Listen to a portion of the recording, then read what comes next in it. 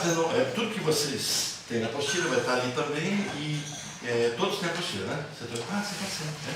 Mais alguém está sem? Não, né? Eu só vou aqui.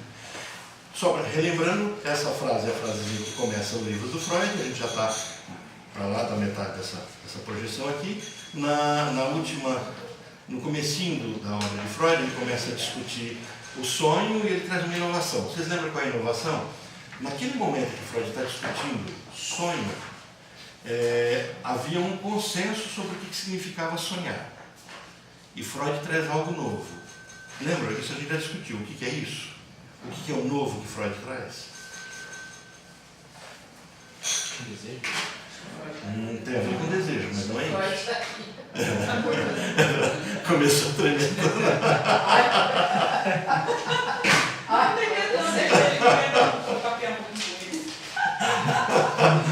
Não tem aquele negócio, aquela mesa do... Começa a manifestação. Gente, você estava falando, eu mandei eu vestir a bandeja. Começou a tremer. Informação científica, que era a bandeja que ela estava aí.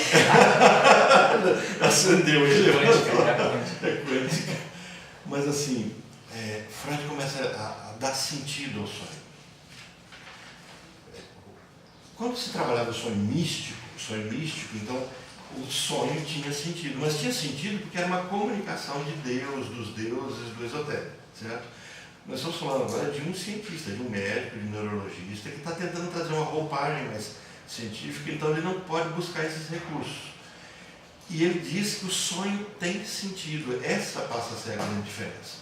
Então, assim, enquanto se imaginava que o sonho era um reflexo do dia, o sonho é uma consequência do que eu falei, o sonho é alguma coisa que está me incomodando, Freud fala assim, o sonho tem um sentido. E aí, quando ele faz essa busca de que sentido o sonho tem, ele traz essa frase que está aí na tela, né? O sonho é a realização de um desejo. Esse é o foco.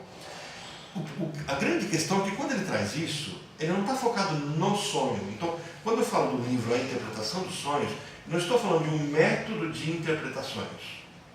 Eu estou falando que Freud começa a dizer as bases da psicanálise. Então, por exemplo, se eu tenho um desejo, e esse desejo se manifesta no sonho de forma codificada, a pergunta é por que ele não vem claro? Por que ele não vem exatamente o que eu quero? Se eu quero beber água, por que eu não sonho que estou com sede? Eu sonho com cachoeira, eu sonho com água, eu sonho com várias coisas. Por que se eu estou com raiva, eu não sonho que estou matando aquela pessoa que estou com raiva, mas talvez eu sonhe que esteja cuidando dela e por um acidente ela cai e se machuca, e eu choro e me angustio porque ela se machucou. Então, por que tem tanto código no sonho? Essa é a discussão. Ele diz assim, então deve existir dentro de mim uma outra pessoa que não sou eu. Deve existir um desejo do qual eu não dou conta de saber o que ele é. Então é por isso que ele vai lançar, a partir da interpretação dos sonhos, a base para essa psicanálise.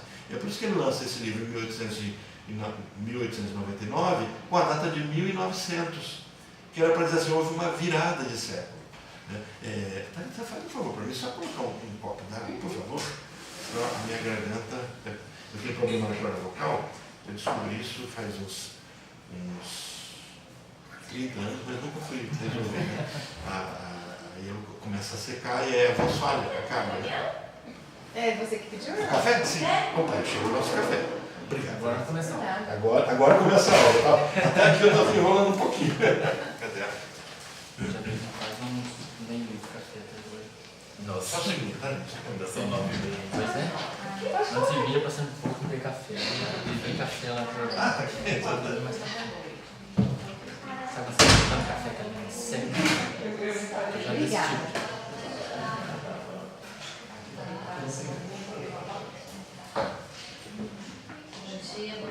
Bom dia. Vou pegar o trono do Luiz, hein? Tá frio. Tá frio mesmo, né? Ele já mudou isso aí, não melhorou. Ah, vamos melhorar. Coloca 24. Acho que aquele ali podia aumentar também. Será? Vai dar uns 10 graus. Eu perguntei pro André se ele ia vir, se ele viria, mas ele não me respondeu. E eu não sei se ele vai ter mais que café hoje. O Marcos, o Leandro, eles estão em outro dia? Estão. Eu não sabia, né? Eles vieram no sábado aí. Não, eles estão vindo no sábado. No outro dia não, estão vindo no sábado. O Leandro também no sábado. Não faltaram no outro. Faltou também no outro passado? Faltou. Gente, então, só para a gente continuar avançando até a gente chegar no nosso assunto, aí Freud começa a elaborar alguns tipos de sonhos. Um sonho de conveniência, ele vai dizer assim, existem sonhos que são simples da gente interpretar. Agora, a grande percepção dele é o sonho tem sentido. Não tem aquele negócio, eu sonhei uma coisa boba. Não existe sonho bobo. Por quê? O sonho, isso já é nosso tema de hoje. O sonho ele carrega uma coisa que a gente vai chamar de link. Todas as vezes que eu sonho, o sonho passa por um trabalho. Existe uma elaboração. O meu inconsciente monta intencionalmente um sonho que realiza um desejo. E no momento que ele faz essa realização de um desejo, quem assistiu aquele filme?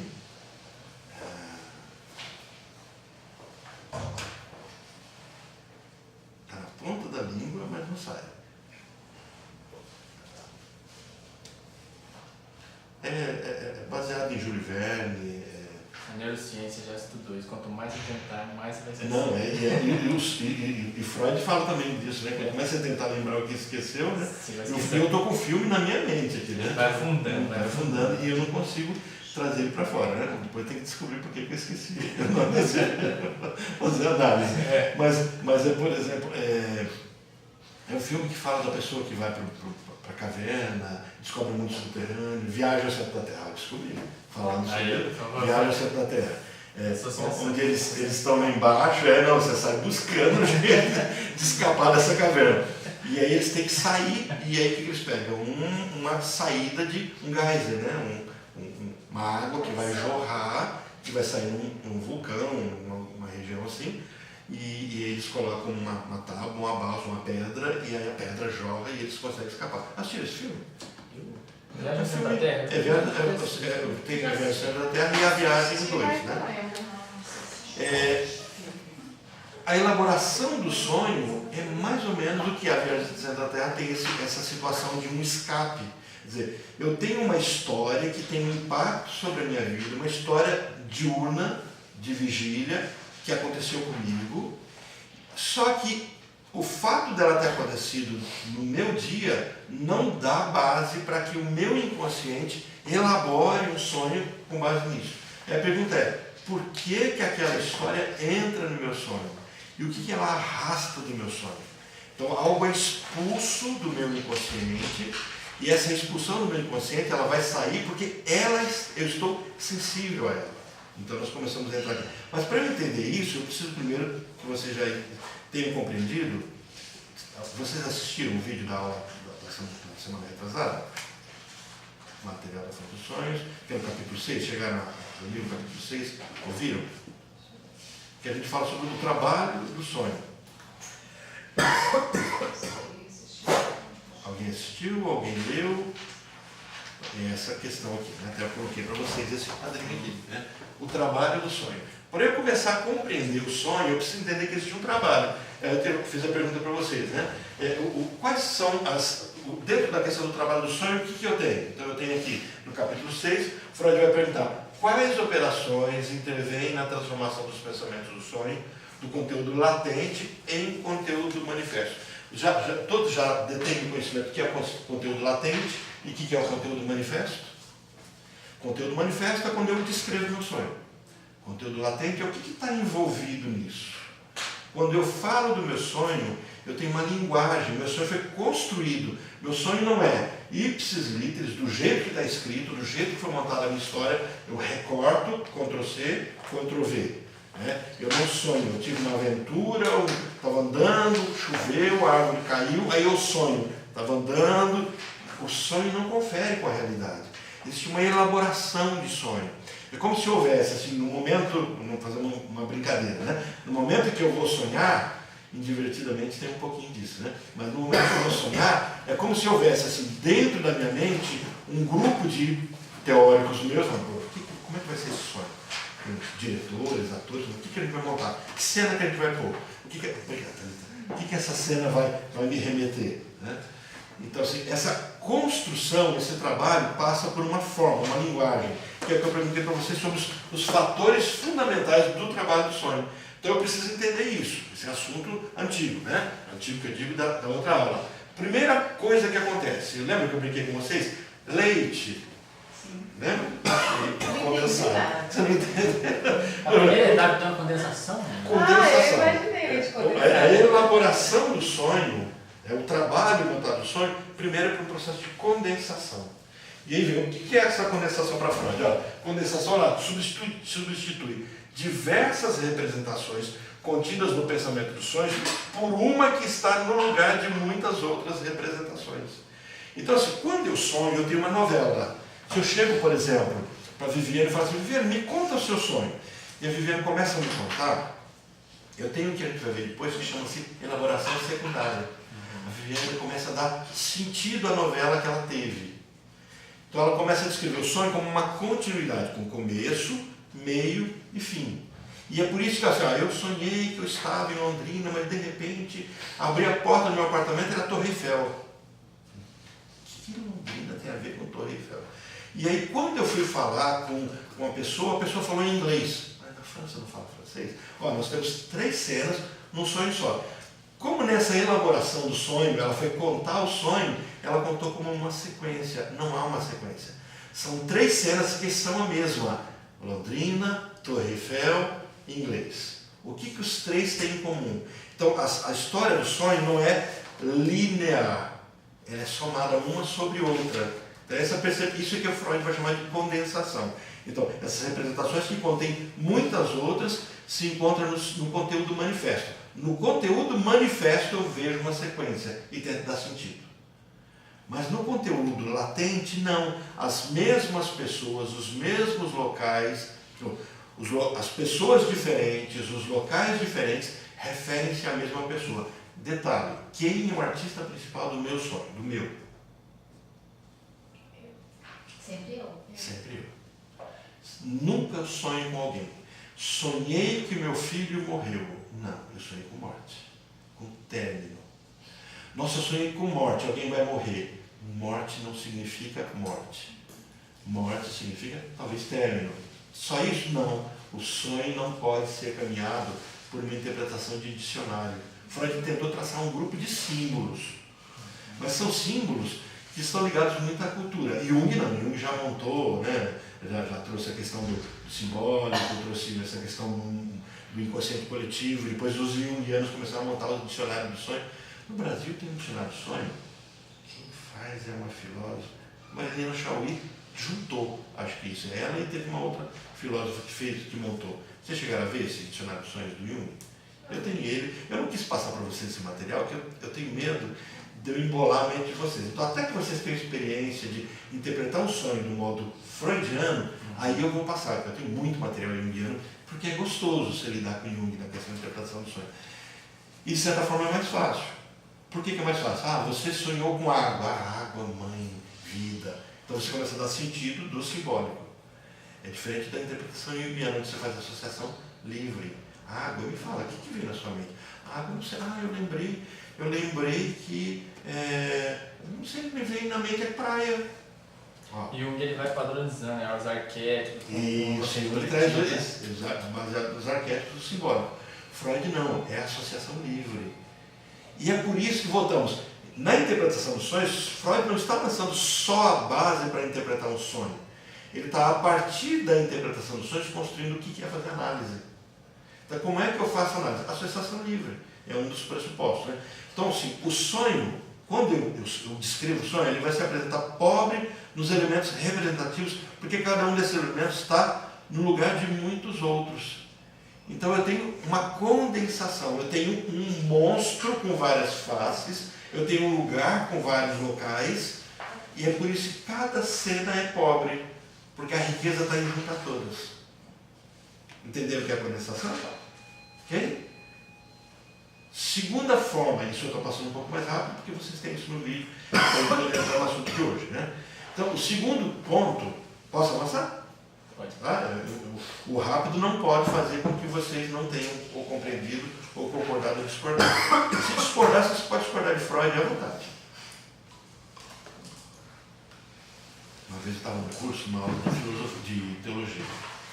E aí o professor trouxe um assunto e eu discordei, assim, eu falei assim, mas eu não concordo, eu tenho que concordar com ela. E eu era moleque atrevido, né? Moleque bocudo. Eu tinha 19 anos de idade.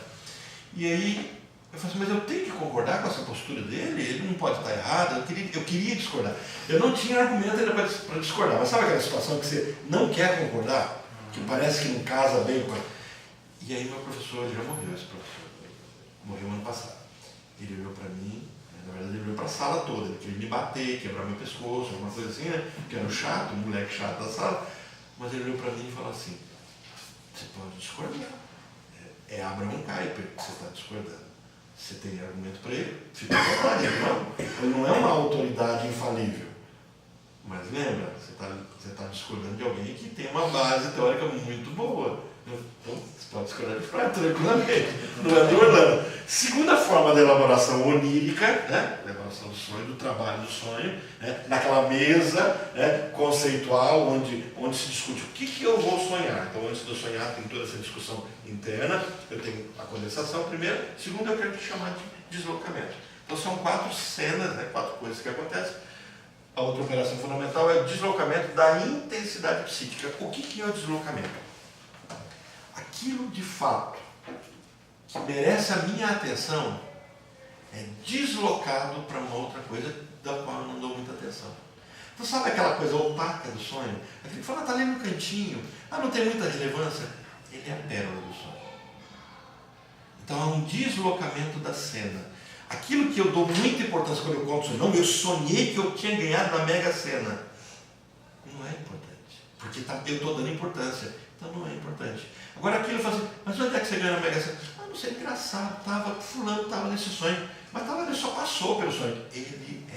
Eu estou naquela visão.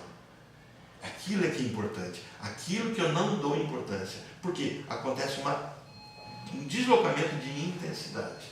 Então, por isso que cada detalhe do sonho é extremamente importante. Cada palavra, até a forma como a pessoa se refere às palavras do sonho é importante. Né? Um exemplo de um sonho de uma paciente minha, ela falou assim, nossa, sonhei que eu estava com um furúnculo enorme, muito feio. Aí eu falei, onde era? Aí ela, na barriga. Aí eu falei assim, nossa, um furúnculo. Ela falou assim, nossa, era um tumor gigantesco que eu espremia, voava pus assim em todo lugar. Aí eu falei assim, o que te lembra de um tumor na barriga? Ela, gravidez. A associação que faz, né? Sim. Ela veio pra falar. O que furúnculo tem a ver com gravidez? Né? Aí ela foi contar a história de gravidez e tudo mais. A associação perfeita, né? A gente vê bem isso, né, na interpretação A do gente sonho. trabalhou a questão da gravidez como uma coisa suja, sabe? Que ela queria colocar pra fora. Não por ela ter tido uma gravidez, mas pela gravidez da mãe dela, ela ficou sabendo. Trazia a dor dela. Olha onde que ter tá, sido expulsa. E começou com um furúnculo. Perfeito. Engraçado, o caminho que toma, né? E assim, pelo que você está descrevendo, a forma de angústia, né? Uma angústia de que a gravidez dela tivesse algo que não pudesse ter acontecido, né? Deveria ser um aborto. Você não responde, tive que pedir um café. Mas olha, tudo E bem? no caso, ela se colocou como uma coisa suja que foi expulsa. Era em relação à gravidez dela. Não, no caso. Vocês conseguem entender nessa cena qual é que está colocando o deslocamento? Quem é o furúnculo? É ela. E assim, quando que na vida normal ela ia se ver claramente como um furúnculo, algo sujo que tem que ser expulso? Aí entra uma coisa curiosa. E isso está realizando um desejo. Sim. Só que É aí que tá, um né? desejo para ser resolvido. Esse Ela tá tentando dar conta. O desejo dentro disso, dela, o desejo dela. E qual é o desejo dela na situação? Você conseguiu descobrir o Sim, desejo porque dela? no caso, quando a mãe dela estava grávida, o pai dela espancava a mãe e batia na barriga para que a mãe perdesse ela, sabe? Quando tivesse um aborto. Então, por isso ela usou a palavra pus como realmente uma coisa suja, não desejada, que devia ser expulsa. Esse era o desejo. De ser expulsa dessa relação, desse caminho. É isso que você percebeu? Então assim, é porque quando a gente fala de desejo, a gente só interpreta desejo Como algo bom. como algo bom. Aí, Esse é o tema também nosso daqui a pouco. Vai ser discutido isso. Então, guarda o que você acabou de falar para daqui a pouquinho que a gente vai entrar. Engraçado, puxando esse gancho, essa moça, no caso, pode, sem ter uma elaboração disso, né, ressignificar isso, ela pode sofrer muito por ser amada pelos pais, né? Se a gente for ver o desejo dela era de ser expulsa. Então, como ela ia ser aceita de ser amada? O Alex vai dizer melhor, né, que é paciente dele, mas... É algo que faz uma ligação nela, ela vai viver um conflito se caso ela ser amada pelo pai, por exemplo. Sim. O Talvez, problema que isso pode talvez ela precise não se ver amada por se ver alguém que precisa ser expulsa. para dar conta daquele sofrimento, né? Tem um problema de autoimagem, né? Pegou um cafezão e... Não, eu pego a Ruth e o André. A Ruth não tem culpa, não. Eu perguntei, você vem hoje? Silêncio total. Aí o Alex pergunta, olha, hoje? É hoje. Por que ele não me respondeu se ele vem hoje? Expectativa. É surpresa. E eu fiquei com medo, falei, se ele não vier, o que eu faço? Aí o café fecha. Para deixar. Então, por que acontece o deslocamento? Porque existe uma censura. O conteúdo do sonho, que é um desejo, é por isso que ele é um desejo, é porque a gente está trazendo o desejo como algo que eu anelo. Não. É o desejo, é aquilo que me falta. É o desejo psicanalítico. Então, assim, quando a gente interpreta o desejo por algo que é prazeroso, eu só posso desejar o que é bom para mim, eu estou me esquecendo que eu me boicoto por desejo. Muitas vezes eu chuto o balde, a vida está plena para mim, eu jogo a vida fora por desejo. Existe um desejo. O problema é compreender o desejo é a falta. Então, é essa a perspectiva do desejo. Eu sou um ser desejante. Onde é que o desejo está na minha estrutura psíquica? Eu tenho uma estrutura completa, composta até os 3 aninhos ali de forma única, né? O id. O id é um que vai desejar. E onde é que está o meu id na minha estrutura psíquica? Não é. Não. Onde é que está o id na minha estrutura completa? Vamos pegar a segunda tópica. Segunda tópica, no meu inconsciente. No meu inconsciente. Então eu tenho aqui dentro, desculpe, na primeira tópica, né? No meu inconsciente eu tenho os meus desejos. Se os meus desejos estão no meu inconsciente, são recalcados. Eu não dou conta de saber quais são. E se eu não dou conta de saber quais são, quando eles vierem, serão censurados. Para que não sejam censurados, ocorre então o deslocamento das coisas que menos me representam, as que me levarão. São os meus disfarces. Sabe, eu preciso viajar, ninguém pode me ver. Hoje eu fui à padaria de manhãzinha, comprar um pãozinho. Aí eu chego, cumprimentei um amigo assim, tudo bem? Ele, não reparei que era você está de cavanhaque, né? Eu falei assim, tá mais velho, né? Cavanhaque. Deixa mais velho, ainda mais quando fica branco, né? Fica Então, mais bravo. Fica mais bravo também, parece, né? Minha sogra diz que parece um turco, né? A minha mãe fala assim, a sua esposa que deve fazer você para ficar mais velho desse jeito, né? Bom dia. Essa é a casa, Mariana, que eu te falo. A Mariana está visitando a gente, cara. Eu estava apresentando. E nós temos ali, então, a área dela. Eu comecei a falar da sua área, falei de teologia, mas não é teologia. Ciência da religião. A Angelina, a área dela, ciência da religião. A Mariana, a área dela é direito, né? Aí eu falei assim, vamos conhecer outras áreas para você ver outras profissões que estão fazendo esse vínculo com a psicanálise. Então, assim, eu saio buscando locais onde eu não estou ali, aparentemente, porque isso me revela, isso me conta, né? E aí eu esqueci de apresentar. Aí tem o André e a Ruth, né?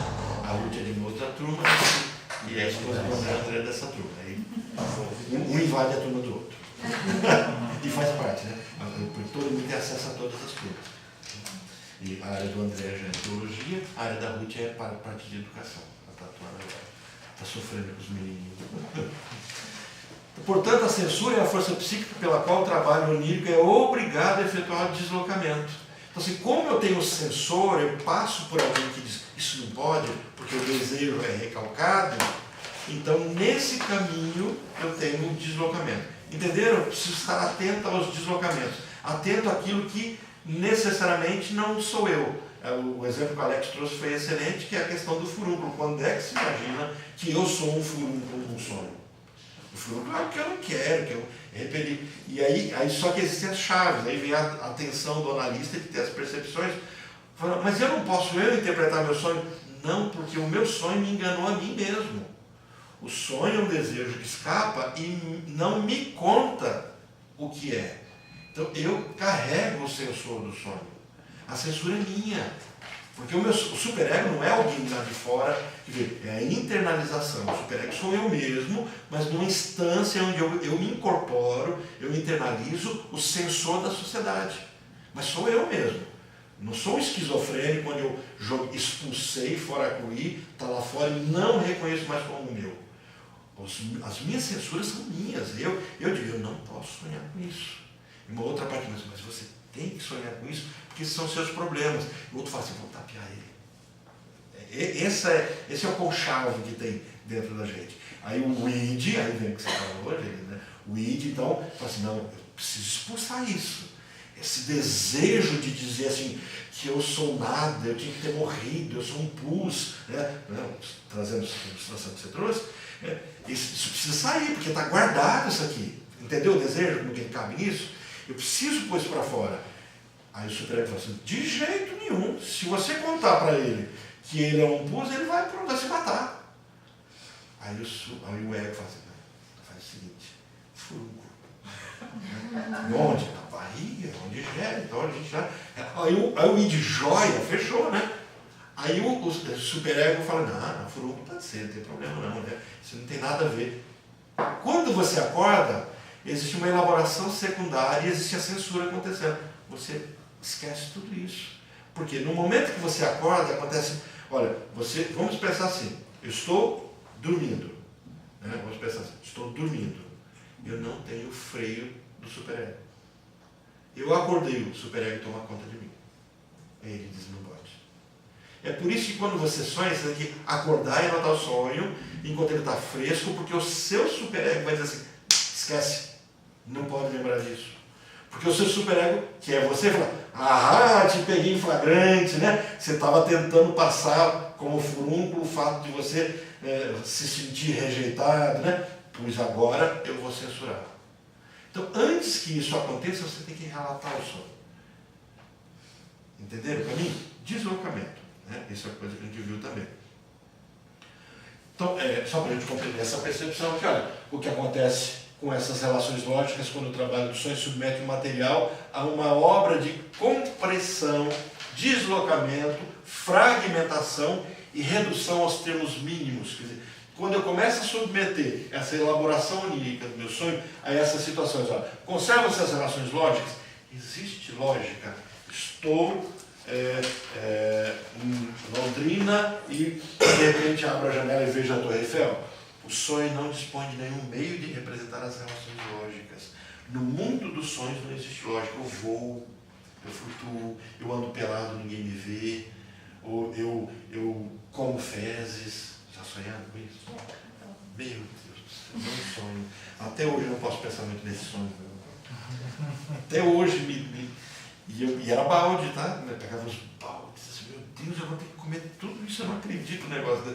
Eu estava vivendo um momento no meu trabalho onde aprontaram, e que aprontaram eu que estava tendo que resolver, né? Olha o sonho.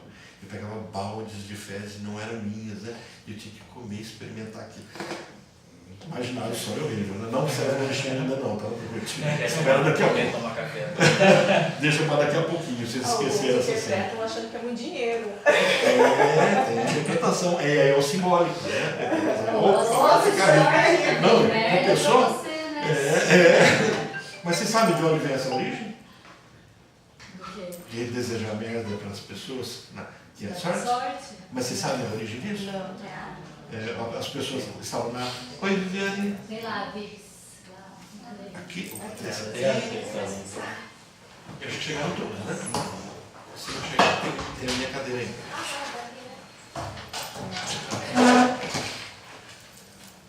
As pessoas iam ter a apresentação no teatro. E naquela época não tinha carro, tinha carruagem. O que acontece quando tem muitas carruagens no metro quadrado? Muito cocô de cavalo. Muito cocô de cavalo. Então o desejo era merda pra vocês. Muito cocô de cavalo na rua. Quer dizer, que enche o teatro. Aí virou essa frase, né? Que é sucesso, que tem a ver com merde. Merde. Cadê o sotaque francês? Cadê alguém pra trazer? Voltando pra cá. Viviane, Mariana Viviane, essa que eu falei pra você que é da área de direito. A Mariana também é advogada. Eu falei de você para ela, eu falei, eu trabalho com coach, aí eu comecei a contar assunto bom para conversar sobre essas coisas. Tá? Então, o nexo lógico, na sua generalidade, é expresso no sonho como simultaneidade. Não é continuidade. Não busquem no sonho continuidade. A pessoa vai te contar como uma continuidade. Meu sonho vai ter uma continuação. Só que você não precisa buscar. As relações causais se exprimem como uma sucessão de fragmentos do sonho, ou como uma transformação de uma imagem em outra. É mais ou menos assim, eu estou sonhando com um computador, e daqui a pouco eu não estou sonhando com um computador, mas com uma placa preta, daqui a pouco não é com uma placa preta, mas com uma lâmpada, e tudo tem a ver com o computador, as mesmas cenas sobrepostas. Né? A relação ou não pode ser exprimida, ou isso ou aquilo, eu não tenho essas exclusões. Tá? Vamos caminhar então para o próximo. E aí, onde é que está o ego no sonho? Essa é uma pergunta importantíssima. Onde é que eu estou no sonho? Ego é o eu. Né? No sonho, onde é que ele está? Olha só. No sonho, o eu pode ser representado diretamente ou com uma identificação com outras pessoas. É por isso que ele fala assim, nossa, eu sonhei, mas eu me via no sonho. Outra pessoa fala assim, não, eu não me via no sonho, eu atuava. E outra fala, eu não estava no sonho. Em todas essas três dinâmicas, você é o sonho. O seu ego pode ser você, e o seu ego pode ser, naquele momento, uma outra pessoa que não será caracterizada como você. Quando se está indeciso, onde esteja escondido o eu, o ego, é importante ater-se a uma regra. Qual é a regra que o Freud foi percebendo?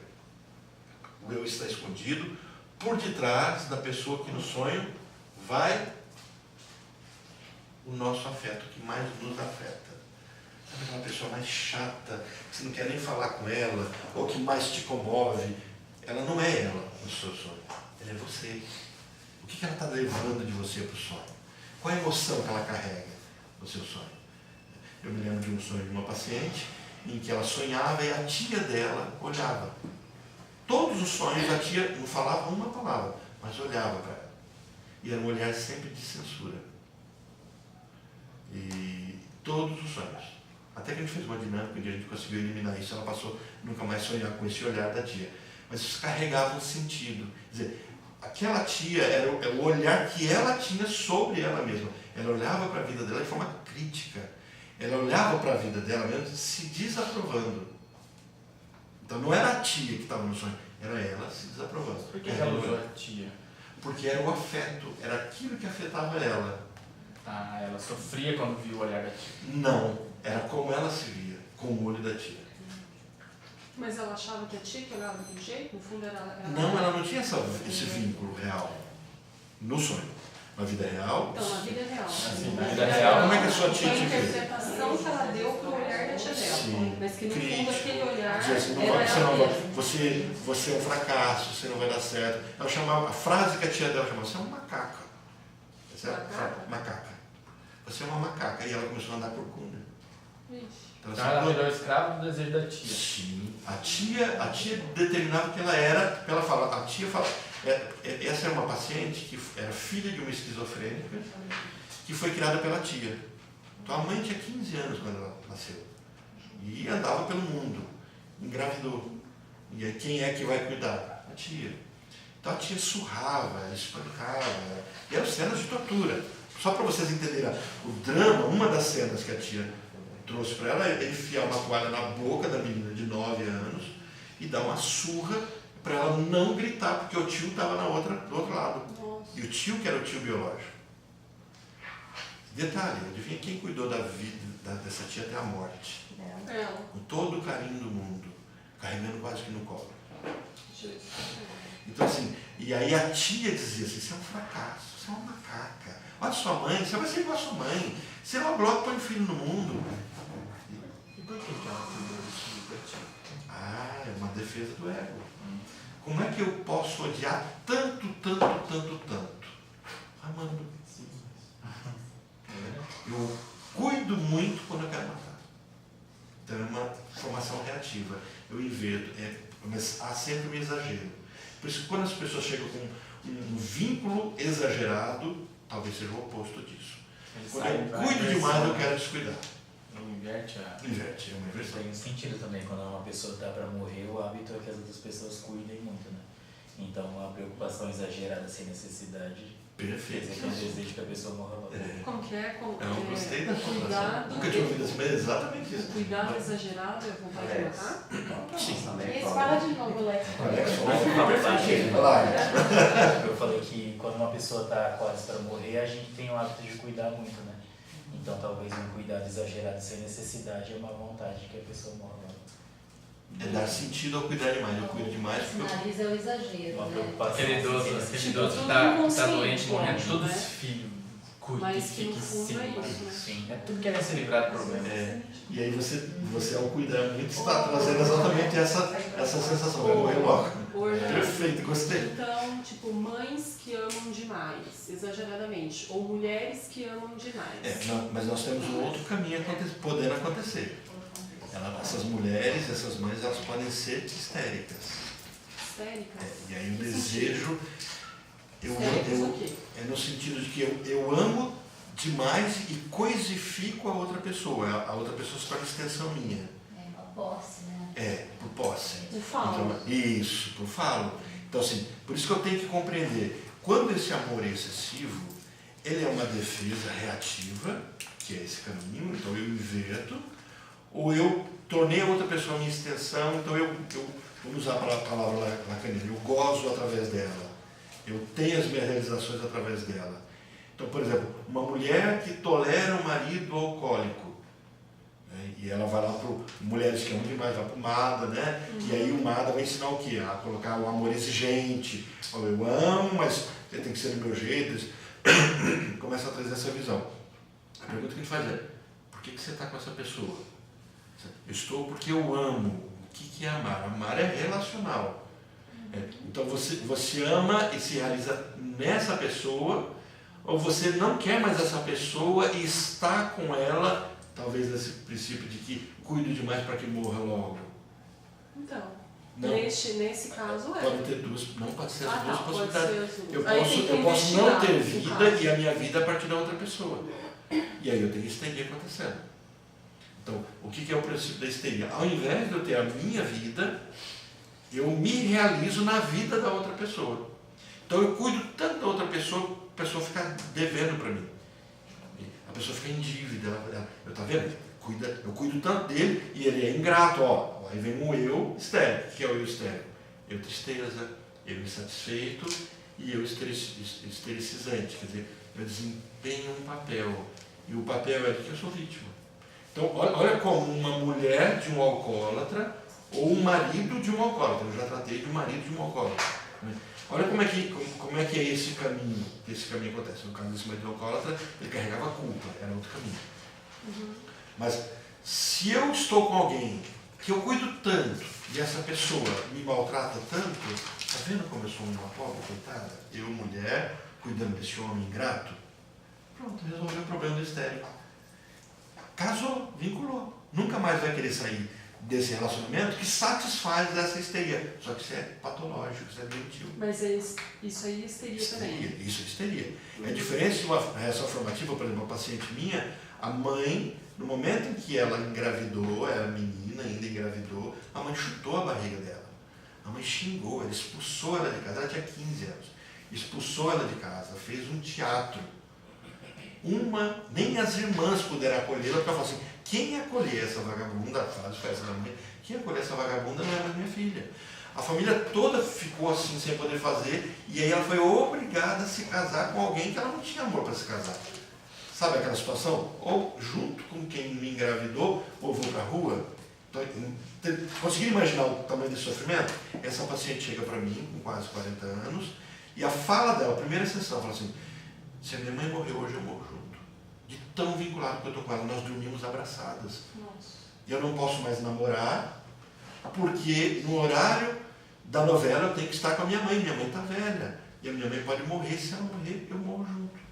Percebe o amor exagerado? Aí você começa a resgatar a história, você não vê uma história, existe um carinho, existe uma mãe que ama, existe uma história bonita, mas tem uma história muito feia, Doentia, né? que não foi elaborada.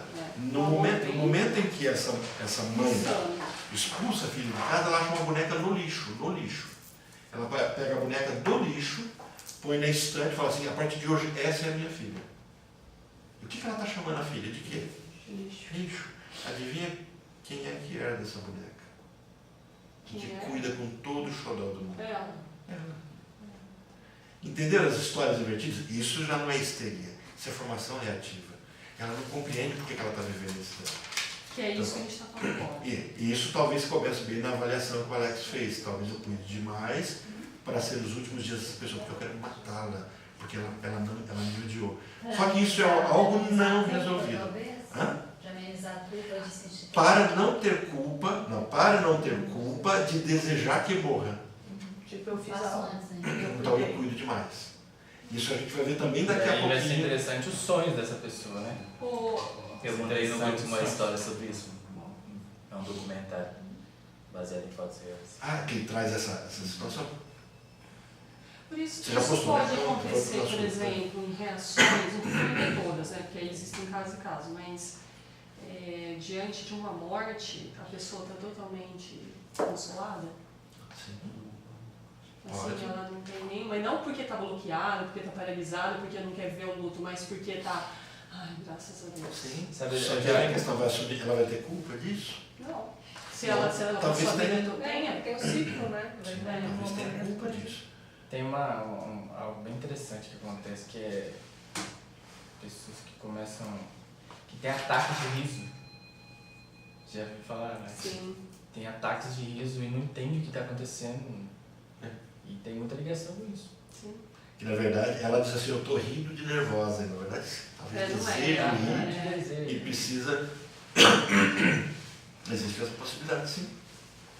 Você perguntou uma coisa agora que o Orlando disse, né? Para eu não sentir culpa, por eu desejar que o outro morra, eu cuido demais. Aí você disse, imagina como vai ser o sonho dessa pessoa. Como será que vai ser o sonho dessa pessoa? Ela vai simbolizar muita coisa, né? Para dar conta de querer que a mãe morra, né? De querer. Então, mas ela vai usar a condensação, ela vai usar o deslocamento, então talvez quem morra seja uma outra pessoa, ou talvez quem mate a mãe seja uma outra pessoa, por exemplo. Ela pode acordar assustada porque ela sonhou que um carro atropelou a mãe. Vamos brincar com essa história, né? Então ela acorda assustada. Olha como o inconsciente dela fez ela matar o carro, ela que está dirigindo o carro, mas numa outra pessoa, deslocamento. Ou um carro da cor dela, né? Isso vai. Sim, não, aí vai ter a condensação. Uhum. Vai ter cenas repetidas que serão sobre a mesma coisa, que estarão trazendo o deslocamento. Ela desloca, a imagem dela é vista em alguém acima de qualquer suspeita, que não é ela. E aí essa pessoa faz um ato maldado, um bandido dá um tiro nela, então ela está matando a mãe. Só que ela começa, nossa, eu estou tendo presságio, eu estou tendo sonhos tão ruins com a minha mãe, sonha que a mãe está doente, e aí ela acorda assustada. Olha como que a elaboração do sonho é completa, né? Toda a culpa que ela deveria sentir por ter esse desejo, ela sente agora não no formato de culpa, mas de medo. Por quê? Porque, nossa, e se acontecer alguma coisa com a minha mãe? Porque ali consciente ela está em formação reativa, né? Mas quando ela está sonhando, ela Não há está. defesa. Ela não precisa, no sonho nós não nos defendemos. Ela vai sofrer pelo desejo. É o que está recalcado. E como ficou mais claro a questão do desejo agora? Então, os nossos desejos, quando fala de desejo, a gente pensa aquela coisa redondinha, bonita que eu quero. Nós somos seres perversos. Lembram que enquanto o histérico é doido para ser louco, o obsessivo é doido para ser mal. O sonho de consumo do obsessivo é ser um psicopata. E o sonho do histérico é ficar ensandecido, louco, né? Terceira questão é a representabilidade, e vocês vão ver também nome em outros autores como figurabilidade. Figurabilidade. Olha, a terceira condição da formação do sonho, estuda na formação do sonho. Quando eu sonho, tudo isso está acontecendo, tá? nos pensamentos do sonho acontece outro tipo de deslocamento, uma transformação da linguagem, do abstrato ao concreto, da ideia ao símbolo. Então, ao invés de eu sonhar que algo terminou, eu sonho com alguém morrendo. Então, eu ilustro a minha ideia.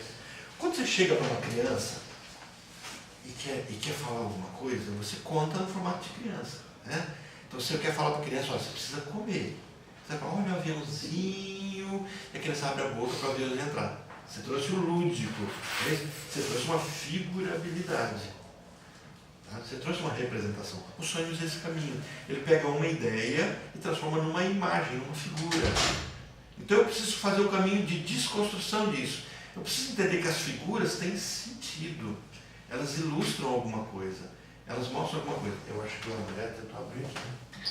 E quando eu abro uma porta, você... Ah, tá. Então é o oposto. É o deslocamento. Deslocamento. Tá vendo? A intenção era abrir essa porta, abrir outras, né? Mexe não essa daqui. Então é uma transformação da linguagem do abstrato. Então Freud vai descrever os principais símbolos descobertos pela psicanálise. Então, inicialmente, no livro, Freud começa a colocar alguns símbolos.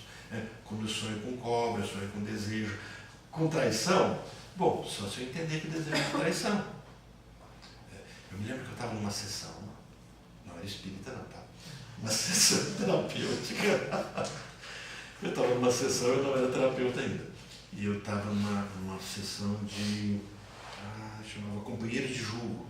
É um grupo um trabalho americano de psiquiatras e psicólogos cristãos que se chama Grupo Irene. Então eles montaram Companheiros de Julgo e começaram a colocar nas igrejas esses trabalhos de grupos, terapias de grupo. E eu fui participar, eu fui fazer a formação, né, nisso, e tinha uma colega que ela tinha medo de rato, mas pensa num medo apavorante, desesperador. Para vocês terem ideia da cena, um dia ela vai ao banheiro à noite, medo concreto, né? Ela vai ao banheiro e de madrugada e fecha a porta do banheiro. Né? Quando ela vai usar o vaso, tem um rato no banheiro. Ela pula em cima do vaso, o vaso quebra, ela se corta, ela grita, as filhas, o marido acordam e a água do vaso desce com o sangue dela. Então vocês imaginam, filme de terror, né? O rato ali junto. O rato já tinha fugido, não sei para onde. Imagina se o rato estava ali. Mas ela gritava, o sangue misturou com a água, então era muito sangue. E o marido só vê ela gritando e o sangue escorrendo porta para fora. E eles gritavam, ele mandou o pé na porta, estourou a porta, chega lá, ela estava cortada, em desespero, para vocês entenderem o tamanho do medo. Cada sonho, pelo amor de Deus. Não, esse é real. Esse aconteceu, esse é real. Esse é para vocês entenderem o desespero que essa pessoa tinha por rato, medo. Bom, nós estávamos no grupo. Depois dessa cena ficou apavorado. Fico, não. Depois disso eu até perdi o medo do rato. Aí fica uma dúvida, o rato de fato estava ali ou ela tinha visto? Não, nessa hora o rato já tinha sumido. Não, mas de fato ela viu o rato viu, mesmo. alucinou, né? Alucinou, é bem isso. No grupo, a terapeuta pediu assim, vamos desenhar um bichinho que vocês não gostam. Adivinha qual bichinho? Depois pediu que se desenhasse algo que se gostava. Bom, na interpretação dela, adivinha quem é o rato? Mãe, essa pode. Sempre a mãe. Ela. Era ela. E isso ficou muito evidente, porque quando a terapeuta chegou e disse assim, descreva as características desse bicho. E ela descreveu todas as características do bicho. Depois, de outra dinâmica, desenha você e aí descreva as suas características. Eram as mesmas. Tudo que ela dizia que o rato tem de bom e de ruim, ela tinha de bom e de ruim. Bateu, quase que idêntico. Aí a terapeuta falou assim, você é o seu rato. Ela saiu da sessão. Acabou a sessão para ela. Acabou falando, essa mulher é uma incompetente, como que eu sou um rato? E saiu assim, saiu no meio, pensa uma pessoa no meio da sessão, acabou, não quero mais participar disso. Então havia uma insatisfação em se reconhecer ali. Isso para a gente compreender a força do símbolo. E Freud começou a perceber, rato entra em buracos, rato, cobra entra em buracos, são símbolos fálicos. O rato foge. Rato Ela fugiu. foge, ela fugiu, não, fez, perfeito. Né? Medroso. É medroso, é curioso, é agressivo quando acuado. E assim, rato espreita buracos. Aí o símbolo é fálico. Aí nós estávamos numa dinâmica de grupo e tinha uma outra pessoa que tinha problema com barata. E aí a descrição da barata, do órgão genital feminino. Vocês já fizeram esse vínculo? Vocês querem ver isso na cultura geral? Vamos pensar em uma musiquinha. Toda vez que eu chego em casa, a barata da vizinha está na minha cama. Nossa. E vocês podem pegar vários outros exemplos de barata. Barata não tem símbolo fálico, é o símbolo feminino. E qual é o bicho que as mulheres mais têm medo? Barata. E aí na terapia, quando o rapaz traz o desespero da barata, e quando ela descreve a barata, adivinha quem é que está na descrição da barata? A mãe. Então assim, a gente vai vendo, e esses são símbolos, mas são símbolos arquetípicos? Não. São símbolos ligados à nossa cultura, o nosso jeito de ser, as nossas percepções. Então Freud vai perceber, só que depois ele abandona essa ideia de colocar símbolos, porque ele percebe que isso tem muito a ver com a própria pessoa. Aí o caminho da associação livre é mais eficiente. Então, no caso, essa moça do rato, ela tinha uma certa convivência com o rato para ela conseguir associar. Algo da história dela deve ter feito ela se vincular ao rato. Porque senão não faz conexão. Se eu só vejo o rato, mas não fico observando se ele entra no buraco, senão... Já vai para Jung, né? Começa a falar de arquétipo. A gente teria que buscar os arquétipos, mas a situação não, é a história. Então, ao buscar a história da pessoa, né? Eu tinha uma paciente que ela chegava aqui, se ela estivesse nessa sala, ela achava uma barata. A pessoa que atrai, né? É um sal. E na verdade não é o atrair, né? Ela identifica. sempre é com ela que acontece. Se assusta, né? Acha que viu uma barata. Nós fizemos uma sessão de hipnose para resolver o problema do nojo, da repugnância que ela tinha pela barata. Parece não estar dando certo. Continuamos, quando ele falava de barata, ela fazia cara de nojo, aquela coisa toda. Aí passou um mês e eu conversei, e aí as questões das baratas? Troço nojento, se chegar na minha casa, ela falou assim, Irna, não tem mais barata em casa. Ela foi conversar com o marido, mas eu, como não tem? Eu vivo vendo barata todo dia. Você que parou de ver. A hipnose deu certo. Não consegui tirar o nojo da barata, mas ela parou de achar barata em qualquer lugar. Porque nós procuramos. Tem gente que caça barata, né? Caça rato, encontra vultos. E sapo quer dizer o quê? Não, tudo tem a ver com a história. Você me lembrou agora do Paulo, né? O Paulo escrevendo sapo. E o padre Paulo, lembra, né? Quem chegou até a aula quando ele estudava com a gente? O Luiz, ó. Na verdade tem a ligação simbólica, então, né? Aquele símbolo fala, mas individualmente. Ou na história ou no que eu me identifico com ele.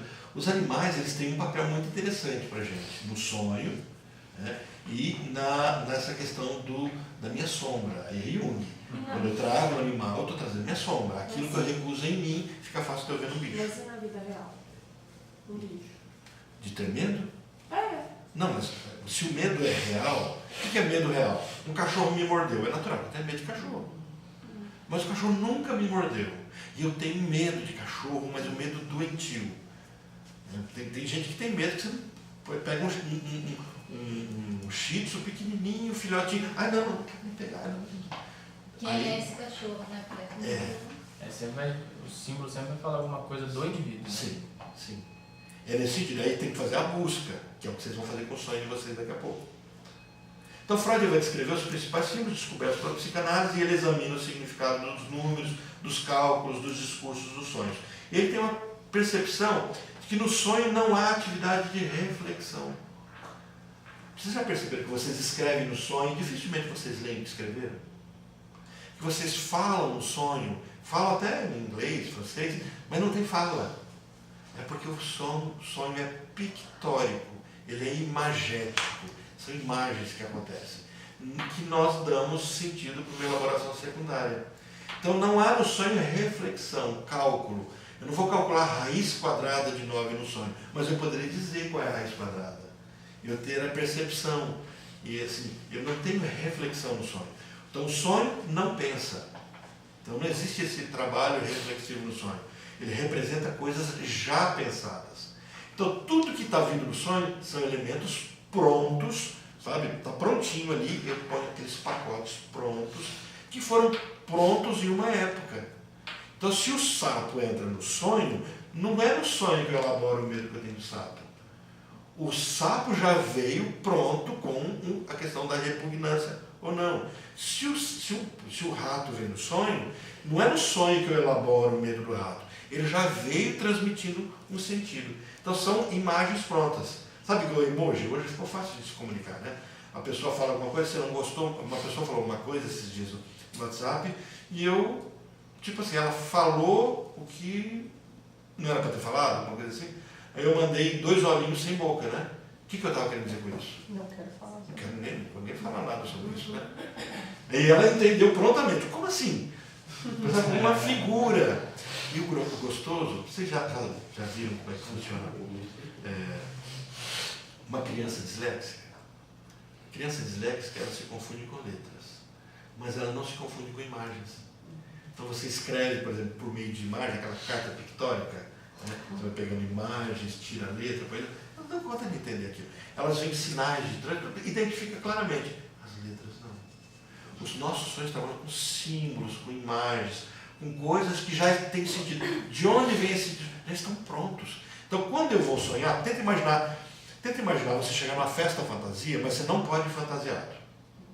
Então, quando você chega nas festas fantasia, tem um baú, você vai pegar desse baú a fantasia e você vai contar algo desse baú. Eu me lembro quando eu fiz formação em psicodrama, tinha essa dinâmica, né? Então, nós tínhamos um baú, era passado para a gente a tarefa, e nós tínhamos que, do que tinha no baú aí, tinha véu, boné, chapéu, brinquedo, chinelo, um monte de coisas, sem sentido, mas que tinha sentido para cada um. E era passada uma dinâmica, um trabalho. Vocês vão apresentar a história de uma pessoa doente, pronto. Então eu tinha que, do baú, pegar as coisas e montar aquele quadro, aquela cena. Era psicodrama, então eu tinha que dramatizar, depois havia uma discussão sobre isso. O sonho faz isso, ele não constrói no sonho uma história para, a partir dessa construção, eu dar sentido. Não, os sentidos já estão prontos, o baú está pronto. Aí só pega daqueles baús prontos na minha história de vida e aí eu monto. Qual é a diferença dessa visão para Jung? Jung coloca o baú maior. O baú é da humanidade, é arquetípico, é o simbólico do ser humano. Então, para Jung, eu preciso deter um pouco da cultura humana. Se eu sonho com um círculo, o que o círculo representa para a humanidade? Se eu sonho com mãe, então eu tenho um arquétipo de mãe acontecendo. Se eu sonho com pai, é o arquétipo de pai. Porque eu estou buscando um baú da humanidade. O Freud não trabalha isso.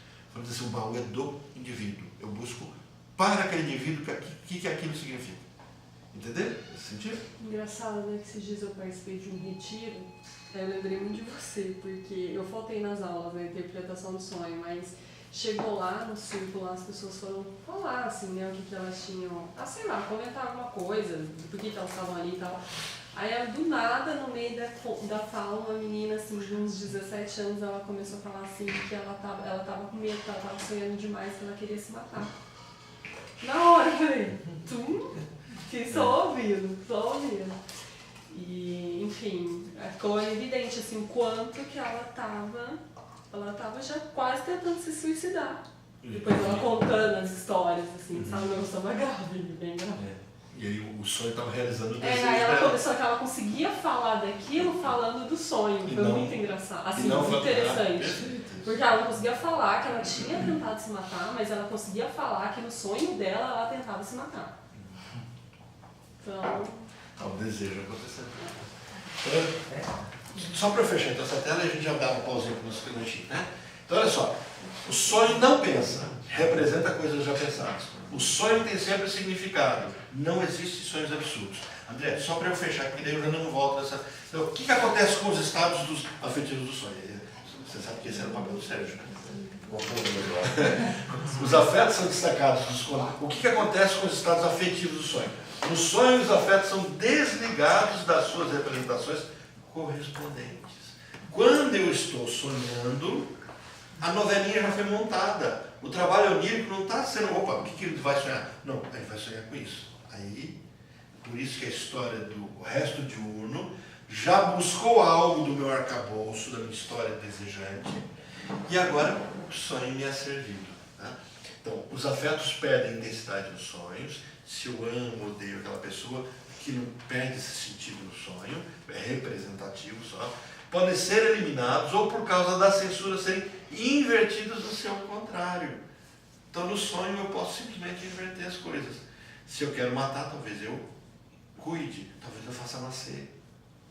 Eu tinha uma paciente que ela sempre sonhava que estava no lago, e no lago ela tirava um bebê das águas. Esse é o sonho dela. Eu falo, vocês interpretariam bem distante da realidade dela, que vocês não conhecem a realidade dela, disso. Se eu estou tirando o bebê da água, né? Está tirando ela. Sabe qual era o desejo dela? Matar a filha. Ah, meu Deus. Era exatamente o inverso. Então, por que era o inverso? Porque ela sempre apontava que a vida dela tinha perdido sentido quando engravidou. Ela queria fazer algo, a vida dela teria sentido, ela ia andar pelo mundo, ia ser mochileira e tal, no momento em que ela ia se matar. Ela queria se matar, para não se matar, ela ia viajar pelo mundo, porque a vida dela não tinha mais sentido. Entenderam o drama? Uhum. E aí, quando ela ia se matar, o que acontece com ela? Engravida. Ela fala assim, me matar eu posso, andar pelo mundo, para me perder eu posso. Agora eu tenho que cuidar de alguém. Que raiva dessa menina que vai nascer. Entendeu? Então, qual era o desejo dela? Voltamos ao início para dizer. Qual era o desejo? Matar essa filha. Ela teve depressão pós-parto ou não? Não teve depressão pós-parto. Pelo contrário, o parto bem, salvou a vida dela. Perfil, né? Não, ela não teve. E o parto salvou a vida dela. Só que salvou em que sentido? Agora eu sou obrigada a viver. Agora eu tenho que cuidar de alguém. Só que isso começa a embrutecer ela. Ela deixa de ser mulher. Então ela não é mais mulher, ela só é mãe. Ela deixa de ter a vida dela, mas só cuida da filha. E aí ela vem para a terapia exatamente nesse contexto. Fala, minha vida não tem sentido, mas eu não, nem desejar morrer eu não quero mais, porque eu tenho que cuidar desse traste que eu amo tanto. Olha as contradições, desse traste que eu amo tanto. E aí no sonho, sempre um bebê era tirado da água. Todo sonho. Está andando, tem uma enxurrada, tem um bebê que eu tiro da lama. Sempre um bebê. É um desejo muito grande. Olha, invertido, né? Essa é essa aqui. Invertido por quê? Porque se ela falasse, estou afogando o bebê, não pode, é o bebê. Né? Para fechar, elaboração secundária. E aí nós fechamos o que é, na verdade, eu acabei trabalhando no final do vídeo. O que é elaboração secundária? Agora, ó, o sonho, já houve a condensação, o deslocamento, a figurabilidade, a representabilidade. E agora eu vou contar meu sonho.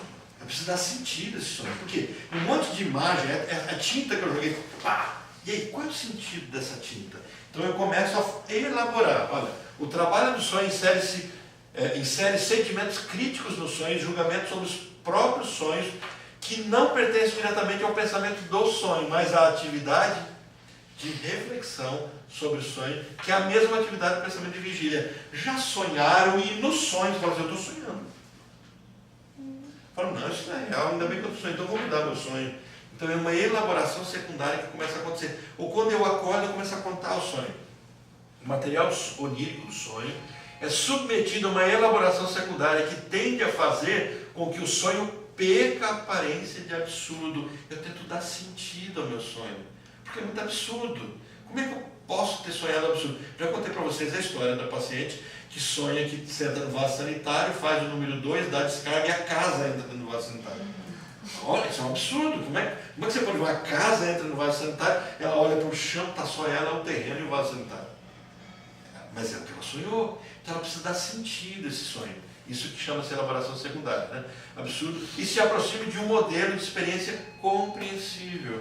Então é natural que eu busque no meu sonho uma referência. Espera um pouquinho, eu sonhei com isso. Que filme que eu assisti ontem? O que aconteceu comigo? Eu preciso dar sentido ao sonho. Então, a instância que promove a elaboração secundária é o pensamento de vigília pré-consciente. Olha, o sonho trabalha com o material do meu inconsciente.